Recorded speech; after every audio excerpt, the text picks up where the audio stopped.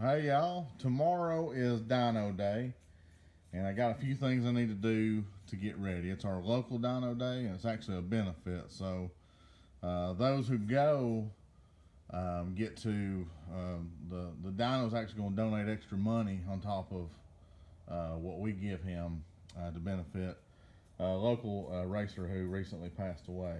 So support the loved ones he left behind. Before we go, I gotta switch out the tires. It's time to give Denzel the Bogarts back, and honestly, that's a good thing. When folks see that you have Bogarts on your car, the expectation is elevated. So we need to. I need to help others manage expectation when they see my car. I mean, aside from its appearance, but. Anyways, the Bogarts are coming off. Going back to Denzel, I'd certainly appreciate him loaning those to me. I wish the track had stayed open a little longer, so I could have, whittled down my time a little bit. That's how it goes. Tonight, I've got to put a fuel pressure regulator on it. I loaned that to Denzel so he could do some troubleshooting. His regulator ruptured also, so. If you're having drivability issues, it may be worth looking at. That's the third or fourth one that I know of that's gone bad. I also need to pull some timing out of it and actually Denzel loaned me the Zex Nitrous management unit off his old car. So I'm going to put that on there. Last season I was having trouble with mine, my Zex box, and some of my other solenoids. So we'll get the nitrous hooked back up on this thing, and yeah, we'll see what it puts down. Who knows? All right, guys, we're getting ready to get this thing back on the bottle. This is Denzel's kit. This is actually a pretty new one. That's what he used on his little coupe. It's last year, the year before. But he ended up going 1140 in that little car on a 150 shot. So we're going to go ahead and get this thing kind of mocked up. See, I already got the nozzle in here. This is a C&L elbow, and it's got a boss in it just for nitrous. So that's a really nice feature to have. Alright, so I've got the supply line in. I've actually got this, I'm mounting the box upside down just because of how I got everything plumbed. That's the only way it's going to work. Alright. Nitrous. Talked to a guy, actually the guy I bought the radials from. He was making fun of me because I sprayed my car. He's like, real cars don't need to nurse a bottle. And I said, well, yeah, okay. But if you're on a budget, it sure is a good way to pick up some fun factor. All right. That's going to work. This right here is my gauge, is actually my nitrous, or the fuel line for my nitrous setup. Once I get the regulator swapped out, I'll take this off and hook it up to the box. Yeah, about time to do some wiring.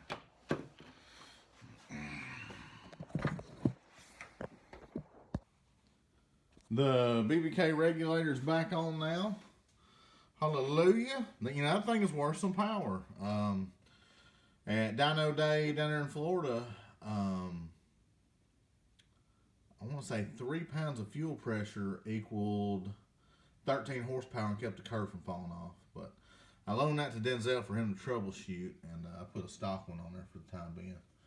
We're about to throw the stock intake, about to put the intake back on and get it running again. And then this nitrous box has like a learn mode, so it like learns your TPS voltage.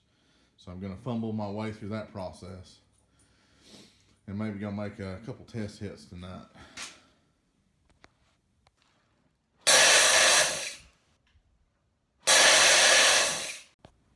The bottle's back, baby. All right, so I got Denzel's kit hooked up on there, and man, it works. It's nice.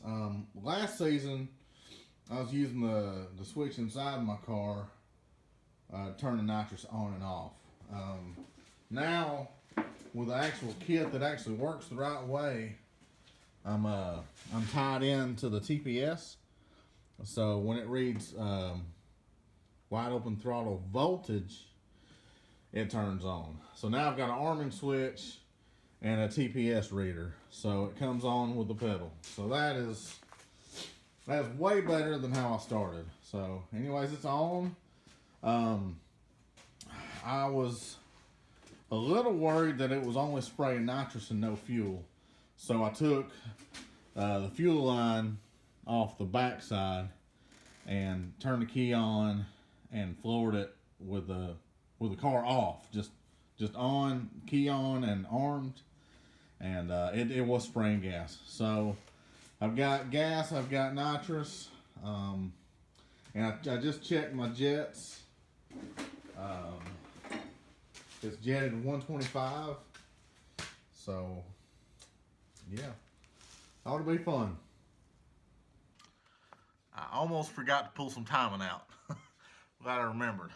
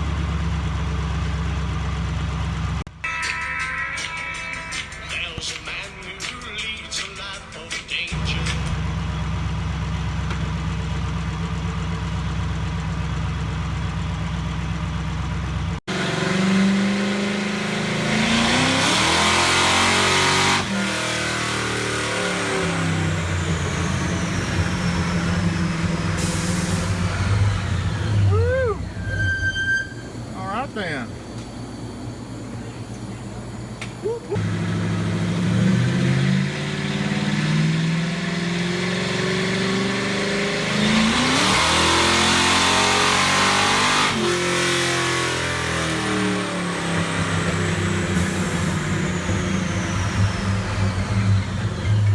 There you have it, folks.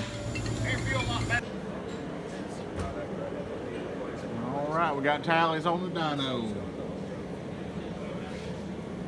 Good? Pull it forward just a little bit. Tyler, what's it gonna make? 850, no. 850. I'm hoping I need to move this block. Yeah. 550. 550. All right. 550. Here we go. Let's see what happens.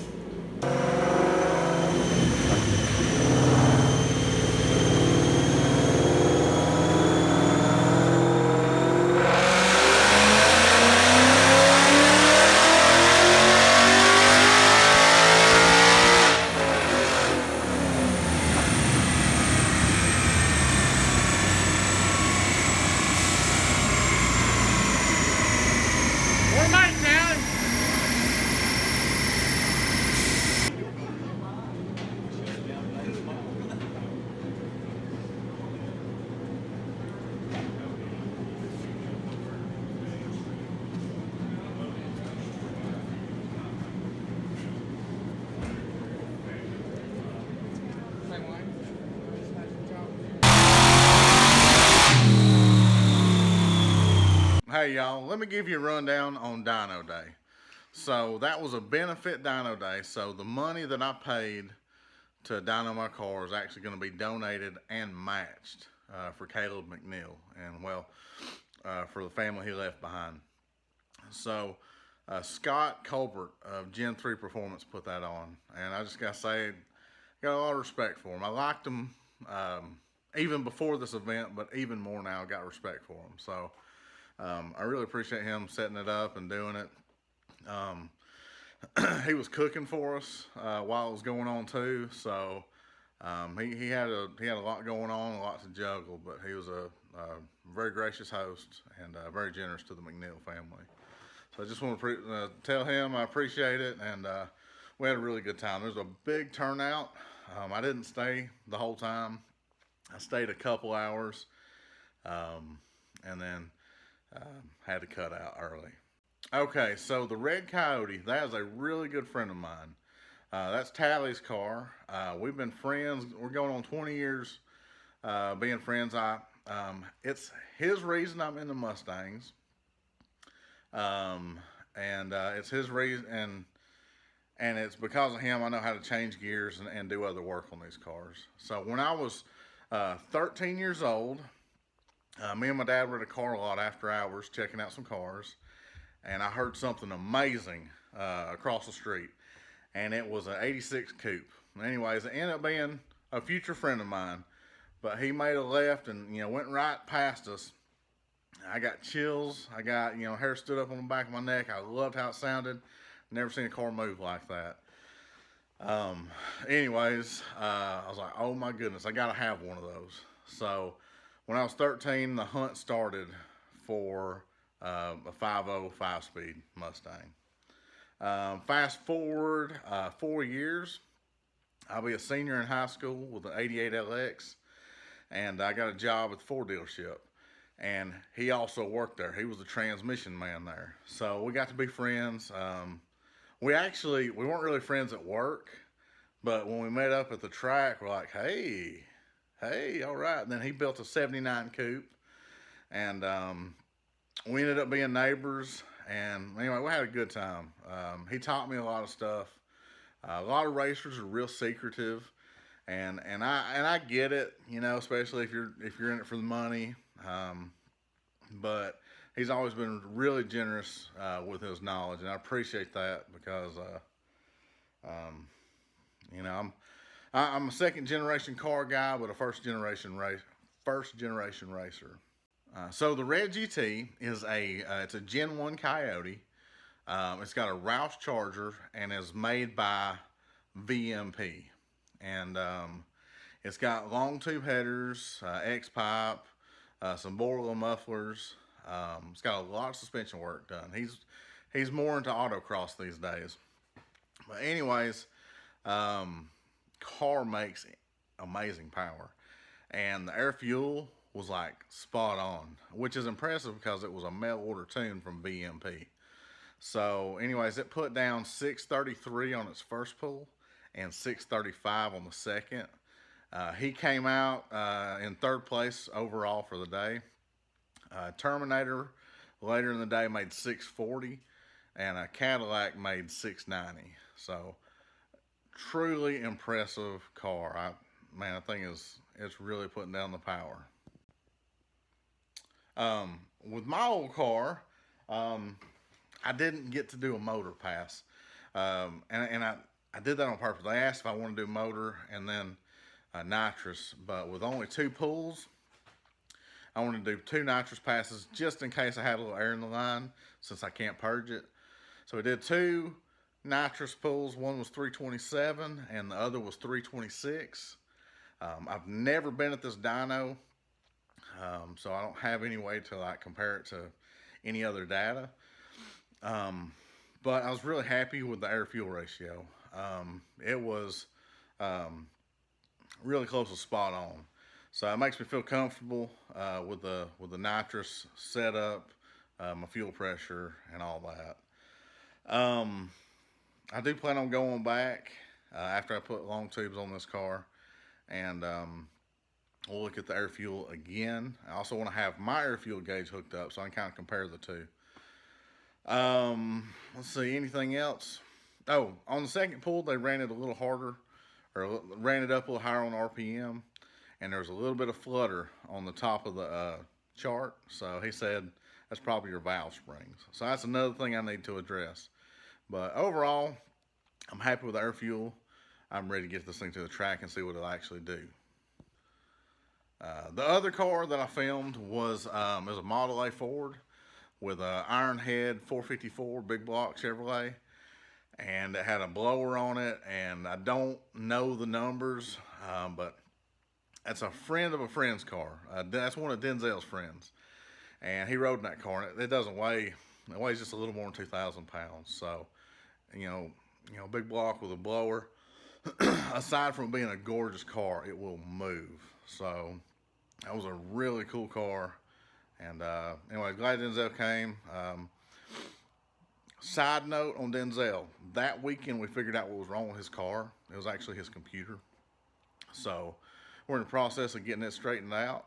And as soon as he's up and running, we're going to do a little grudge racing. So stay tuned for that. But thank y'all for watching, and we'll catch you later.